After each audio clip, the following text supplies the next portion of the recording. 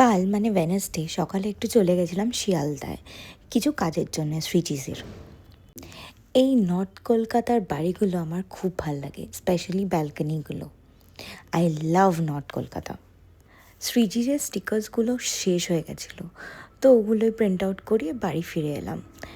বিকেলে আমার অলিভারের আর আমার ভাইয়ের ইনভিটেশন ছিল দাদা বৌদির বাড়িতে, আমাদের পাশেই।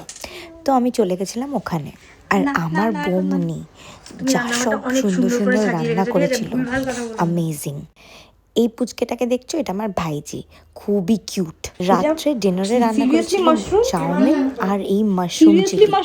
বাড়ি ফিরে এসে হঠাৎ আমি আর ভাই প্ল্যান করলাম ধুরন্ধর দেখতে যাব। ডিসাইড করতে না করতে ভাইয়ের একটা সোয়েটশার্ট পরে রেডি হয়ে গেলাম।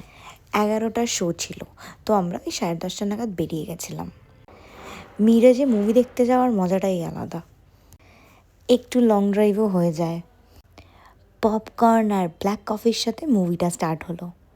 মুভিটা কিন্তু অসাধারণ হয়েছে, একটু ফোটা মানে বোর হইনি আমরা। আর চোখ তো ব্লিঙ্কই করতে পারছিলাম না।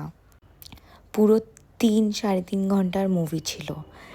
ইন্টারভালে আমি একটা আইসক্রিমের ডিমান্ড করলাম ভাইয়ের থেকে, তো ভাই আমাকে একটা আইসক্রিম কিনে দিল, ওবি মিসিসিপি মাড, আমার ফেভারেট।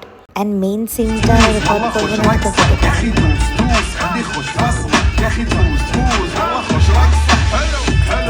মুভিটা শেষ হতে হতে রাত 3টে বেজে গেছে।